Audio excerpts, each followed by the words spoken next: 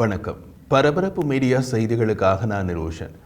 அமெரிக்காவும் அதன் நெருங்கிய உளவுத்துறை பங்காளிகளும் சீனா தனது சொந்த விமானிகளுக்கு பயிற்சி அளிக்க மேற்கத்திய விமானப்படை முன்னாள் விமானிகள் மற்றும் பிற துருப்புக்களை வலைவீசி இழுக்கும் நடவடிக்கைகளை வெவ்வேறு விதங்களில் தீவிரப்படுத்திக் கொள்வதாக எச்சரித்து வருகின்றன. சில மேற்கத்திய விமானப்படை முன்னாள் விமானிகள் தாம் பயிற்சி கொடுக்க போவது சீன விமானப்படை விமானிகளுக்கு என்று தெரியாமலேயே ஒப்பந்தங்களில் போய் சிக்கிக் கொள்கிறார்கள் என்றும் தெரிவித்துள்ளன அமெரிக்க மற்றும் நட்பு நாடுகளின் உளவுத்துறை கூட்டணி. பெய்ஜிங் பல ஆண்டுகளாக அதன் விமான நடவடிக்கைகளுடன் போராடி வருகிறது. பைலட் திறமை மற்றும் மேற்கத்திய விமான தந்திரங்களை எதிர்ப்பதற்கான அதன் தொழில்நுட்ப திறன்கள் உட்பட பல விஷயங்களில் கடும் சவாலை சந்திக்கிறது சீன விமானப்படை.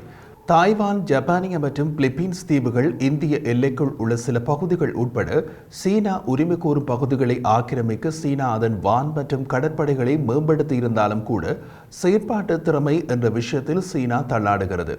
இதில் மிக மோசமான பாதிப்புகளை சந்திப்பது சீன விமானப்படைதான். சீன விமானப்படை தமது அதிகுச்ச தொழில்நுட்பம் மற்றும் தாக்குதல் திறன் உள்ள விமானங்கள் என பல ரக விமானங்களை அடையாளப்படுத்தினாலும் அவற்றை இயக்க அதி உயர் பயிற்சி பெற்ற விமானங்களின் பற்றாக்குறையில் திணறுகிறது. மேற்கத்திய பயிற்சி பெற்ற விமானப்படை விமானிகள் சீன விமானிகளுக்கு வான்போர் தந்திரங்கள் முதல் விமானம் தாங்கி கப்பலில் தரையிறங்குவது வரை அனைத்தையும் கற்றுக் கொடுக்க முடியும் என்பதை புரிந்து கொண்டு சீன விமானப்படை மேற்கு நாடுகளின் விமானப்படைகளில் ஓய்வு பெற்ற விமானிகளுக்கு வலை விரிக்கிறது என்று அமெரிக்க உளவுத்துறை அதிகாரி ஒருவர் தெரிவித்துள்ளார். மேற்கத்திய போர் தந்திரங்களை சீனா எவ்வாறு எதிர்கொள்ள முடியும் என்பதற்கான விலை மதிப்பற்ற சாளரத்தையும் அவர்கள் வழங்க முடியும். அமெரிக்கா, பிரிட்டன், கனடா, ஆஸ்திரேலியா மற்றும் நியூசிலாந்து ஆகிய நாடுகளுக்கிடையே உயர்மட்ட உளவுத்துறையை பகிர்ந்து கொள்ளும் 5 கண்கள் கூட்டணி என்று அழைக்கப்படும் கூட்டு உளவுத்துறை இந்த எச்சரிக்கையை வெளியிட்டுள்ளது.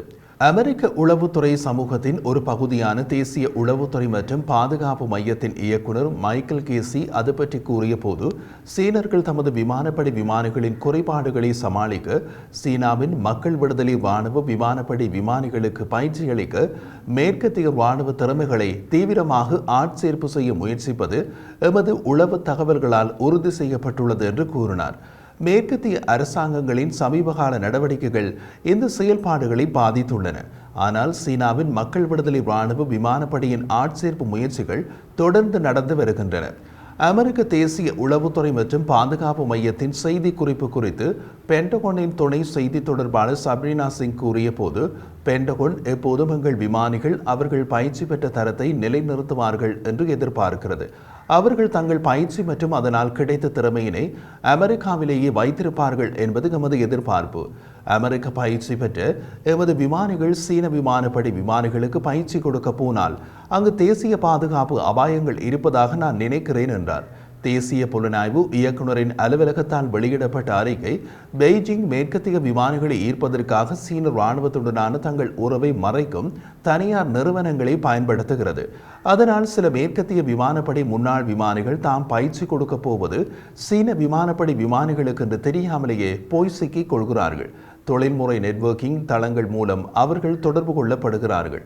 இந்த தொழில்முறை நெட்வொர்க்கிங் தளங்கள் விமானிகளுக்கு நம்ப முடியாத லாபகரமான ஒப்பந்தங்கள் மற்றும் வாய்ப்புகளை வழங்க தயாராக உள்ளன. மிகப்பெரிய அளவில் முன்பணமும் கொடுக்க முன்வருகின்றன. அமெரிக்க விமானப்படையின் சில முன்னாள் விமானிகளுக்கு அவர்களது ஓராண்டு ஊதியத்தை முன்பணமாக கொடுக்க தொழில்துறை நெட்வொர்க்கிங் தளங்கள் தயாராக உள்ளன. விமானிகள் அமெரிக்க விமானப்படையில் பெற்ற ஊதியத்தை விட சீனர்கள் கொடுக்க தயாராக உள்ள ஊதியம் பல மடங்கு அதிகமானது. இராணுவ விமானிகள், விமான பொறியியலாளர்கள், விமான செயல்பாட்டு மைய பணியாளர்கள் மற்றும் மேற்கத்திய இராணுவ தந்திரோபாயங்களை பற்றிய நுண்ணறிவு கொண்ட தொழில்நுட்ப வல்லுநர்கள் மிகவும் விரும்பப்பட்ட இலக்குகளாக இருப்பதாக தெரிய வருகிறது. இவர்களை பணியில் அமர்த்த ஒப்பந்தம் செய்யும் தனியார் நிறுவனங்கள் தென்னாப்பிரிக்கா, சிங்கப்பூர் மற்றும் லாவோஸ் போன்ற 3ஆம் நாடுகளில் சுதந்திரமான செயல்பாடுகளை அமைத்துள்ளன என்று அமெரிக்க அதிகாரி தெரிவித்தார். இந்த பாதையில் சென்ற முன்னாள் மேற்கத்திய விமானிகள் சிலர் குறைந்தபட்சம் 60 விமானிகள் சீன ராணுவ விமானிகளுக்கு பயிற்சி அளிக்கிறார்கள். ஒரு ஒப்பந்தம் முடிந்த பின்னர் அவர்கள் மற்றொரு ஒப்பந்தத்தில் சீனாவுக்கு திரும்புகிறார்கள். இரண்டாவது ஒப்பந்தம் முதல் ஒப்பந்தத்தை விட 15% அதிக பணம் கொடுக்கிறது. சீனாவில் அதிக விமானிகளுக்கு பயிற்சி அளிக்கிறார்கள். சில 3ஆம் தரப்பு நிறுவனங்களை அமெரிக்காவில் தடை செய்வதன் மூலம் அமெரிக்கா தந்திரோபாயத்தை முறியடிக்க முயன்றது. ஆனால் உளவுத்துறை அதிகாரிகளின் கூற்றுப்படி சீனா அதிலிருந்து நழுவிக் கொண்டது. வெவ்வேறு இடங்களில் உள்ள நிறுவனங்களை வெவ்வேறு பெயர்களில் கூட்டணிகளாக இணைக்க முயற்சிகள் மேற்கொள்ளப்பட்டு வருகின்றன என்று NCSC அதிகாரி ஒருவர் தெரிவித்தார். இந்த கூட்டணிகளின் ஆட்சேர்ப்பு உக்திகள் மற்றும் அணுகுமுறைகளிலும் மாறுபாடுகள் உள்ளன. ஒரு ஆட்சேர்ப்பு நிறுவனம் குறிப்பிட்ட ரக விமானங்களை செலுத்தி அனுபவம் பெற்று ஓய்வு பெற்ற விமானி மற்றும் அவரது குடும்பத்தினருக்கு பல்லாயிரக்கணக்கான டாலர் மதிப்புள்ள சுற்றுலா பயணங்களை இலவசமாக கொடுக்க முன்வருகின்றன. அந்த சுற்றுப்பயணம் முடிந்த பின்னரே பேச்சுவார்த்தை தொடங்கும். அமெரிக்கா மற்றும் அதன் நட்பு நாடுகளின் உளவுத்துறைகள் தமது முன்னாள் விமானிகளை பணிக்கமர்த்துவதன் மூலம் சீன விமானப்படை மேற்கத்திய இராணுவ தந்திரோபாயங்கள் மற்றும் தொழில்நுட்பம் பற்றிய நுண்ணறிவை பெற முயல்கிறது என்று பல ஆண்டுகளாக கூறும் எச்சரிக்கை இப்போது வெளிப்படையான விவரங்களுடன் வெளியாகிறது. இதை அமெரிக்கா மற்றும் நட்பு நாடுகளில் எந்த அளவுக்கு தடுக்க முடியும் என்பது பெரிய கேள்விக்குறி. மற்றொரு விஷயம், சீனாவின் இந்த வலைவிரிப்பில் சிக்கியது போன்ற பாவனையில் செல்வதற்கு அமெரிக்க உளவுத்துறையும் விமானிகளை தயார் செய்ய முடியும்.